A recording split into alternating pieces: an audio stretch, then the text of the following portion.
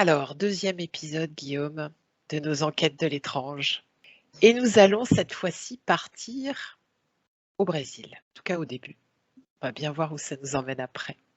Allez regarder, prendre de l'info, si ça nous est autorisé bien sûr, sur un jeune homme qui s'appelle Bruno Borges. Mhm.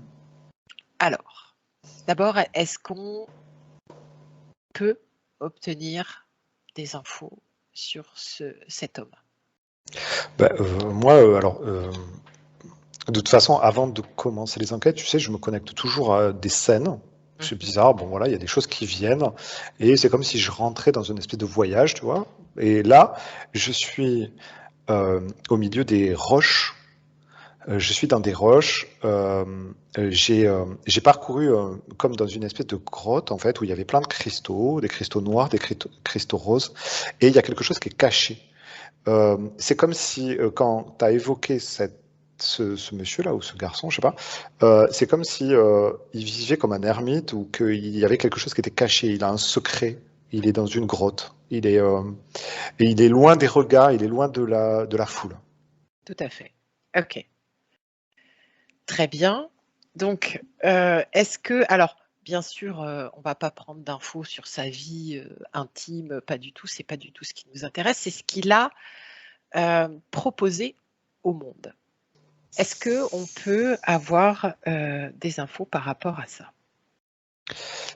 En fait, il y a un truc qui est vraiment bizarre, c'est que quand tu me poses cette question, et je suis avec lui là, tu vois, on est à côte là, tu vois, je sens son énergie à côté, même si on n'a pas la même densité. C'est bizarre, hein.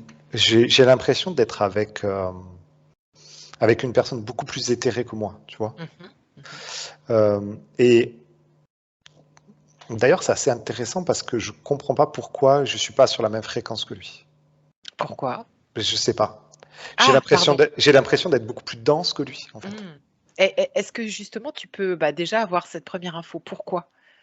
Pourquoi ça t'est présenté comme ça? On dirait que c'est un enfant, en fait. On dirait qu'il a l'énergie de quelqu'un qui est beaucoup plus utopique que moi, tu vois.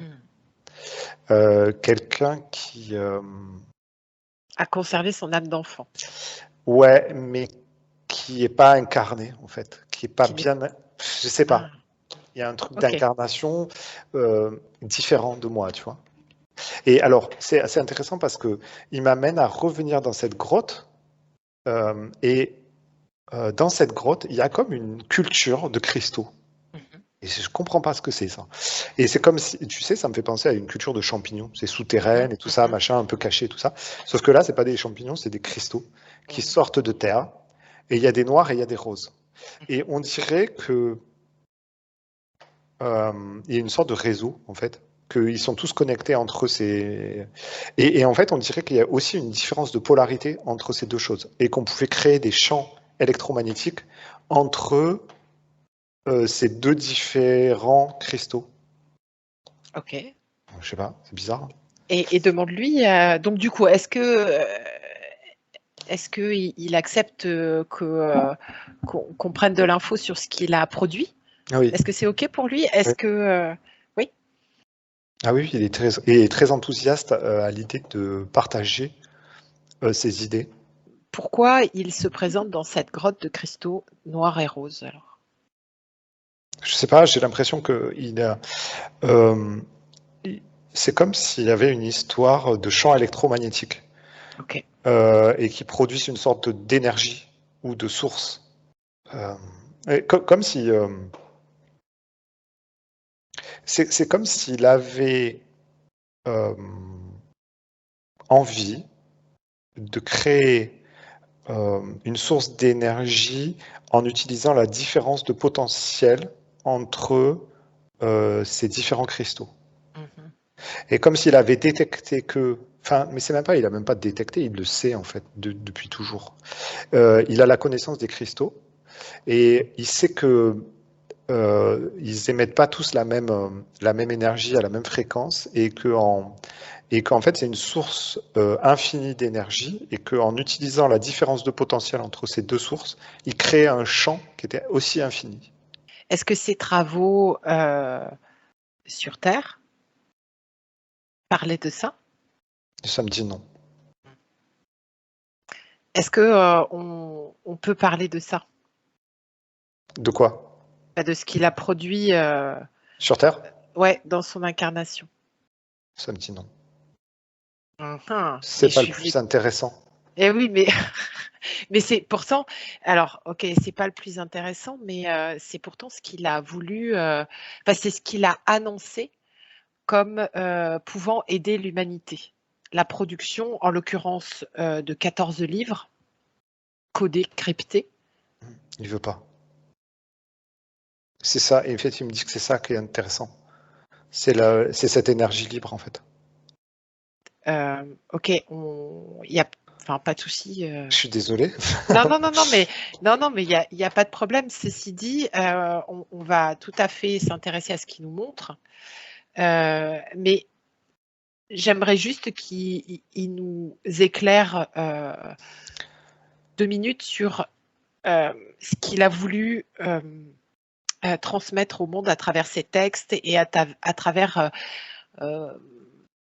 voilà, sa vie d'ermite, effectivement. En fait, il dit que c'est dépassé.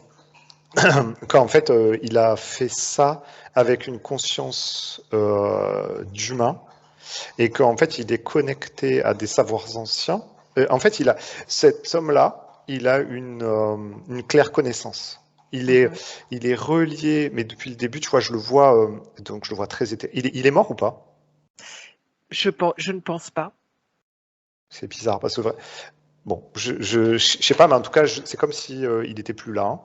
Mais il est connecté à un savoir, une sorte de savoir galactique, universel, je sais pas quoi. Et donc, il a beaucoup de connaissances scientifiques.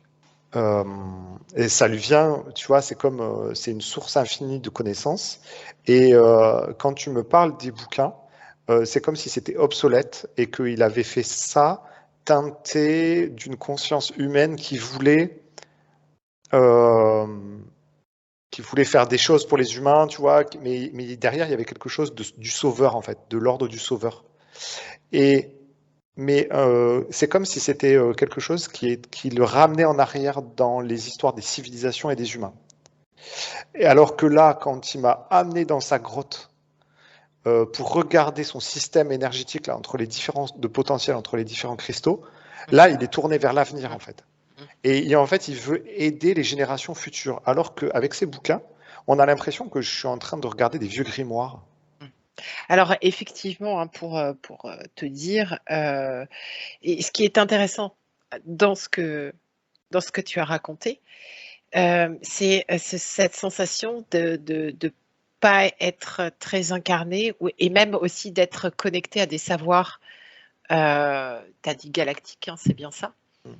En fait, ce jeune homme a attiré l'attention parce qu'il disparaît pendant des jours. Absolument personne ne sait où il est. Bien sûr, ses parents s'inquiètent et quand ils ouvrent la porte de son appartement est quasiment vidé de tous les meubles et sur tous les murs, il y a des écrits cryptés, je crois. Je ne sais plus si c'est dans ces 14 livres ou sur les murs de sa chambre, avec la statue d'un philosophe italien du XIIIe siècle dont il dit être la réincarnation. Et en fait, pendant un temps où il s'est complètement enfermé dans sa chambre d'étudiant, il a écrit 14 livres cryptés et il a dit voilà, j'ai écrit ça pour aider l'humanité, ça va sauver l'humanité. Ou voilà, très bien, ce que tu as dit. Ça me dit rien qui vaille l'histoire de l'ancien philosophe là, l'ancien savant là. Et tu vois, c'est pour ça qu'il veut pas en parler. Ok, d'accord. C'était ses recherches qui l'ont mené là, mais il a évolué depuis et il est plus là-dedans. Il était enfermé là-dedans. Tu vois, c'est assez bizarre. ce que je ressens par rapport à cet homme. Je sais pas si, tu vois, je sais même pas s'il est encore là ou pas. Et c'est pour ça que on a une différence de densité tous les deux. Tu vois, tu vois, quand on fait des sessions clients, tu vois, ou quand on fait des choses, le télépathe se place à une sorte de même densité. Tu vois, il y a une espèce d'harmonisation qui se fait au niveau des corps et tout ça. Là, je l'ai pas. Et j'ai l'impression, quand je m'adresse à lui et quand il me parle de sa source d'énergie avec les cristaux, j'ai l'impression d'être avec une forme très éthérée et très subliminale de lui, tu vois, comme une projection de lui. Peut-être que je suis en train de parler avec ses corps supérieurs, tu vois. Et par contre, quand tu me parles des livres et quand je vois un peu son œuvre, on va dire, sur Terre, là je suis avec quelque chose qui est beaucoup plus dense, qui est dans la matière, et quelque chose qui est beaucoup plus humain et limitant. Et j'ai l'impression, et en plus je le ressens comme ça, tu vois, je ressens que cette énergie, elle est poussiéreuse. Ah oui. Elle est lourde, elle est religieuse, elle est, tu vois, j'ai l'impression de me replonger dans des vieux grimoires, hein, tu vois, comme je te disais tout à l'heure, poussiéreux, qui n'apportent rien à l'humanité, si ce n'est qu'à enfoncer des portes ouvertes. Et c'est bizarre hein, que j'ai cette sensation-là et que tu vois, je vois tout ça très sombre, tu vois. Alors que quand je regarde du côté de son énergie avec les cristaux, alors là, c'est lumineux, quoi. Et c'est hyper évolutif. Alors, je sais pas où est-ce que tu vas aller, mais tu vois. Non, allons vers ce qui nous invite. En fait, moi, c'est vrai que ce qui m'a intéressé, c'est sa disparition, en fait. Et dans sa disparition, certaines théories disent que il est parti se balader, il a été abducté ou justement pour recevoir des enseignements. Voilà. Donc, quand tu as parlé de savoir galactique, il y avait peut-être un pont, mais peut-être pas. Il est très connecté. Il est très connecté à des parties de lui qui sont là-haut, qui sont effectivement, qui voyagent, qui expérimentent, qui sont reliés à des connaissances universelles. C'est un scientifique, ce gars-là. C'est un gars qui cherche, qui trouve et qui expérimente, ça c'est sûr. Et à chaque fois qu'il me parle, il y a des connexions qui se font avec des parties de lui qui ont cette claire connaissance. Par contre, quand on va dans les bouquins, on part dans des connexions qui ne sont pas là-haut, mais qui sont en bas, qui sont dans la matière. D'accord. Et c'est comme s'il était connecté avec un défunt, tu vois, ou avec des défunts. Et c'est presque de la médiumnité qu'il fait là, tu vois, quand il fait ça. Alors que là, quand il est en train de parler des cristaux, il est connecté avec la science qu'il a dans les étoiles, tu vois. Ok, alors très bien. Laissons-nous guider par... Alors, le pote de Tesla, ils ont des... ils se sont, enfin, je sais pas s'ils se sont croisés, mais en tout cas, il y a une histoire d'énergie commune. Il y a, à un moment donné, il y a une trajectoire qui a été, ils se sont croisés dans leur trajectoire. Et ils font partie d'une espèce de grande famille de scientifiques intergalactiques, je sais pas quoi. Tu vois. Alors, lui, en fait, ce qui est intéressant, c'est que ouais, il est dans cette claire connaissance de l'énergie des cristaux. Et alors, il y a un cristal qui est très noir. Alors je sais pas du tout les identifier par contre. Mais c'est un minéral qui est très noir. Ça me fait penser un peu presque à de l'ardoise ou je sais pas, un truc comme ça. Donc là, il y a une certaine polarité. Et l'autre, c'est une sorte de cristal de roche rose. Alors, je dois mal le prononcer, mais Sungit, Sungit. Ah oui, ouais, ben, ça me fait penser à ça. Ouais, c'est ça. Ça me fait penser à ça, exactement. Et alors, en fait, c'est assez marrant parce que dans sa grotte, il a fait cette c'est une sorte de culture. Je ne sais pas si c'est lui qui les fait Mhm. pousser ou pas, mais j'ai pas l'impression. Et en fait, il y a deux rangées. Il y a deux rangées comme ça. Il y a une rose qui est au fond et une noire qui est devant. Ça a l'air d'être une implantation assez anarchique en fait, mais sur ces deux rangées. Et c'est comme si il y avait un champ électromagnétique qui était produit au milieu de ces deux rangées. Et ça fait comme une espèce de tube énergétique. Ok. Alors bon, forcément, j'ai plein de questions. Déjà, est-ce que ces roches existent sur Terre, ces minéraux? Oui, grand oui. D'accord. Ok. Ça produit de l'énergie libre. C'est un générateur, il dit. C'est un générateur, d'accord. Comment est-ce qu'on peut le reproduire sur Terre? Oui, très grand oui. Est-ce que c'est déjà actif sur Terre, reproduit sur Oui, Terre? oui. Hmm. Par qui?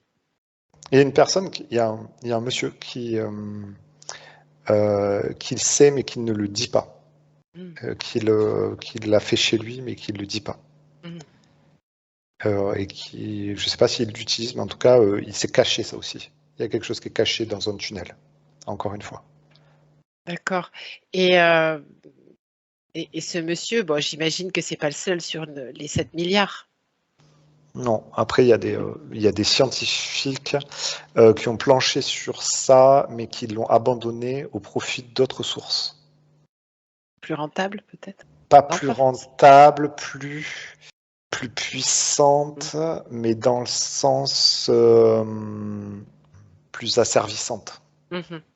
Donc, mais Oui, c'est donc plus rentable, quelque ouais, part, ouais, indirectement. ouais, mais pas forcément lié à l'argent en fait. Oui, bien sûr. Hein, c'est ça. Mhm. Ouais, ouais, ouais, tout à fait. D'accord. Donc, j'imagine que ce monsieur qui garde ça secret, bah oui, ce serait quand même très embêtant, comme tous les moteurs qui tournent à l'huile, à l'eau. Hein. Bref, ok. Du coup, alors, j'imagine que la disposition des cristaux est importante ou pas forcément, ou il suffit d'avoir une rangée de roches noires et une rangée de roches roses. En fait, la précision de la disposition détermine l'efficacité. Mais en Hmm. fait, on peut très bien les mettre de façon assez anarchique et créer quelque chose déjà. Déjà, d'accord. Euh, Comment on passe d'un générateur qui produit du coup une énergie bah, justement libre, c'est-à-dire qu'elle n'est pas canalisée pour être après distribuée comme on le fait sur Terre. Comment on la capte cette énergie?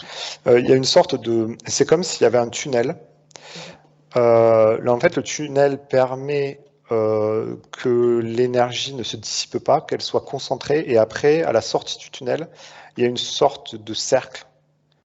Alors ça, par contre, là, c'est compliqué. Il y a une sorte de cercle métallique, ou je sais pas, qui en fait capte, enfin récupère cette énergie. Tu sais, ça me fait penser à un portail en fait, un Mhm. portail énergétique. Ah oui, comme le Stargate. Mm. Ouais, c'est ça. Mm. Ça fait ça. Et donc en fait, c'est comme s'il y avait un tunnel Mhm. et toute l'énergie Mm. emprunte Se ce concentre. tunnel, tu vois. Et en Ouais. fait, l'embouchure du tunnel, c'est une porte Mm. qui qui récupère cette énergie Mm. et qui la concentre. Je sais pas. Ok, et après tu viens avec ta prise électrique et et tu te branches sur la porte des étoiles. Comment? Attends, je Ouais. regarde. Mhm. Je sais pas. Là, j'ai pas l'info. Est-ce qu'il pourrait te la donner, lui? En fait, il dit qu'on peut s'en servir comme propulsion. Mais c'est pas la meilleure des utilisations. Comme propulsion pour des engins à roulettes? Ouais, on pourrait, ouais. D'accord. Mais ça serait dommage en fait de s'en servir comme ça. Mhm. C'est-à-dire qu'il y a une plus grande portée de cette énergie. Comme quoi? Et justement, on revient dans cette idée de faire des ondulations dans l'espace-temps. On revient là-dedans, dont on a parlé dans la première enquête là. Mhm. Euh, L'énergie, en fait, En fait, avec ce générateur d'énergie, on peut modifier le champ énergétique qui nous entoure. Et donc, on peut créer des vagues dans ce champ énergétique. Et donc, on peut créer des déplacements d'énergie. Donc, on peut concentrer l'énergie en un point pour la propulser, en fait, et puis pour propulser des éléments. Alors, quand tu parles d'éléments, Ça peut être matériel. des objets, Mm. est-ce que c'est pas un peu l'idée de HARP, du système HARP, concentrer de l'énergie pour justement mettre en mouvement des éléments? Là, en Ouais, mais l'occurrence, c'est le climat. sauf que eux, en fait, on dirait qu'ils agissent plus au niveau des molécules. Alors, je sais pas. Alors que là, on est vraiment dans quelque chose. Dans une concentration d'énergie qui... On est plus dans quelque chose de quantique, en fait, là. On est plus dans quelque chose de. En fait, le système HARP, ça reste quelque chose de très matériel. Alors que là, on est dans quelque chose d'une sorte de dimension avancée, en fait. Je ne sais pas comment dire, c'est bizarre.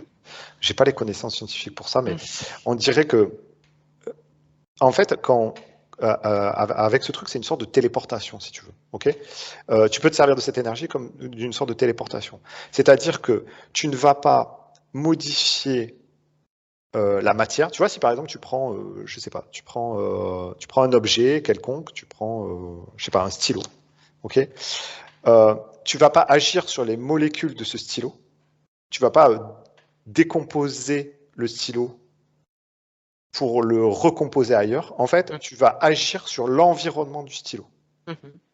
Et en fait, tu vas, je sais pas comment, mais c'est comme si tu mettais une certaine forme de pression pour distendre ou je sais pas, ou pour tendre l'environnement du stylo pour le déplacer. C'est bizarre. Hein, Ok, c'est beaucoup moins brutal, du coup. Ah bah oui, parce que tu te transformes rien en fait. Tu fais juste, enfin, tu agis sur une sorte de pression énergétique. D'accord. Et du coup, cette énergie permet ça, permet le déplacement. Ok. Est-ce que c'est une énergie qui a été utilisée, par exemple, pour construire les pyramides? Les Oui, pyramides. alors en fait, ça fait très longtemps que c'est connu, cette énergie-là. Oui. Ok, Ouais. les Pour pyramides, mais soulever des aussi. poids et tout ça, ouais, en fait, c'est ça. C'est comme ça D'accord. que ça fonctionne. Ok. Et là aussi, ils utilisaient des cristaux? Ou les cristaux sont un moyen parmi tant d'autres de générer cette énergie-là? Non, les cristaux sont un moyen. Et après, en fait, après, mais en fait, c'est comme si on nous apprenait là à faire du feu, tu vois, avec du silex. Et après, en fait, tu as des briquets, tu vois, au fur et à mesure de l'évolution, tu as des briquets. Et ben, après, l'étape d'après les cristaux, c'est des outils qui sont créés et qui génèrent déjà leur propre impulsion électromagnétique, tu vois. Ok. Donc après, on va avoir des générateurs directs de cette énergie, tu vois. Il n'y aura plus besoin de mettre en place un espèce de processus très archaïque de ça, quoi. Qu'est-ce qui oriente, contrôle cette énergie? Alors, j'ai pas compris ta question, mais je laisse venir les images. Oui, ouais, ok. Alors, en fait, ça m'amène sur une énergie qui est partout dans l'univers et qui est comme une espèce de plasma dans lequel on baigne en permanence. Est-ce que si je te dis onde scalaire, ça match? C'est une partie. caractéristique de ce que je suis en train de te décrire. Ouais. Le vril. Est-ce que ça te parle, le vril? Ça me parle d'une petite partie de ce que je suis en train de te décrire, mais vraiment une D'accord. infime partie. Ok. Ok. Comme si tu étais en train de me décrire des composantes, des composants de ce que je suis en train de te décrire de façon très générale. Donc, dans ce plasma, dans ce que tu vois, en fait, de générer cette énergie vient de ce plasma complètement ou juste certains composants de ce plasma? Ouais, une infime partie de ce plasma. C'est vraiment un truc, c'est vraiment une toute petite partie de ce plasma, un composant. Ok, et ça serait quoi comme composant? C'est comme si on captait juste quelques éléments d'une certaine matière, tu vois. Enfin, c'est comme si, je sais pas, par exemple, tu as un arbre, il est fait de plein de choses, bah, en fait, tu vas juste prendre quelques feuilles de cet arbre, tu vois. D'accord. Et il se trouve que ces composants-là permettent, là on l'a vu, par exemple, de bouger des objets, de déplacer des objets. Utilisé d'une certaine manière, en fait. Mais en fait, tu as d'autres composants dans ce plasma qui nous entoure, de ce plasma énergétique, qui permettent de faire plein d'autres choses. Donc, mais ça, c'est presque infini, en fait, les possibilités de l'énergie. D'accord, ok. Est-ce qu'il a envie de nous montrer autre chose de ses découvertes? Bah là, il dit déjà, je vous ai montré comment faire du feu, c'est énorme. Oui, encore faudrait-il avoir chez soi des... Ah ben voilà, j'allais dire une bêtise. Il faudrait se commander des obélisques de tourmaline noire ou Ouais, c'est ça. tu vois, ou de Sunjit, ce qui n'est pas forcément évident. Qu'est-ce qu'il pourrait justement nous dire par rapport à ça? Ce qui est surtout important, c'est l'ouverture de conscience par rapport à ça. C'est pas le fait de faire, enfin de déployer quelque chose d'énergétique, en fait. C'est pas le but, en fait, de ces messages et d'ailleurs de ce qu'on fait nous en général. En fait, on est des ouvreurs de conscience, je sais pas. On est des repousseurs de limites. Et Pas mal ça. ouais, c'est ça. Et en fait, c'est pas la performance. C'est pas ça qui est important. Donc c'est ça qu'il a l'air de mettre en avant. Et quand tu vois, et il me renvoie à ces grimoires là qu'il a écrits. Et en fait, il dit que justement ces grimoires étaient portés par l'orgueil de réaliser quelque chose, de faire quelque chose.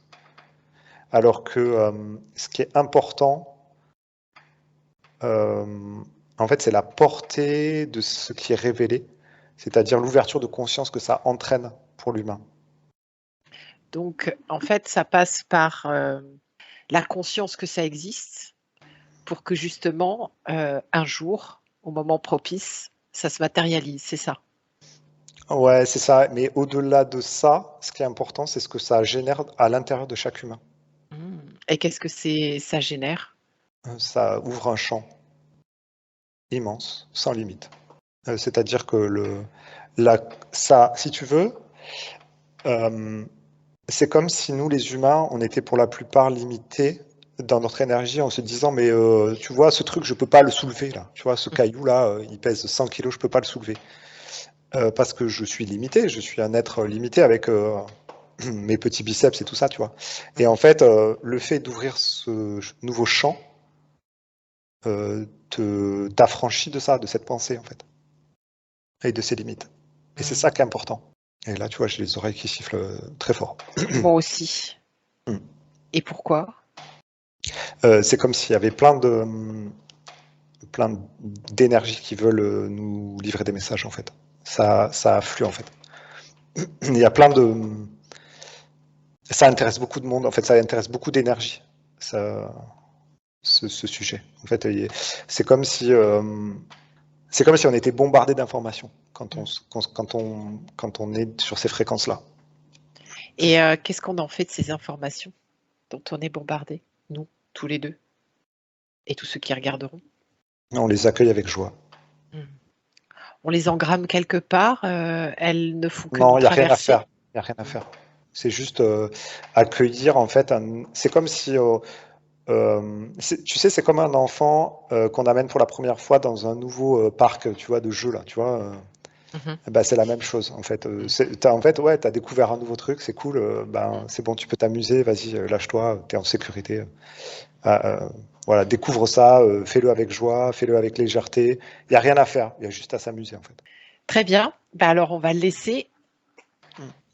Merci à lui de nous avoir ou de m'avoir complètement détourné de ma ligne Ah, la conductrice loose. première. C'est parfait, mais c'est très très bien. Ouais, c'était Au sympa. contraire. Ouais, absolument.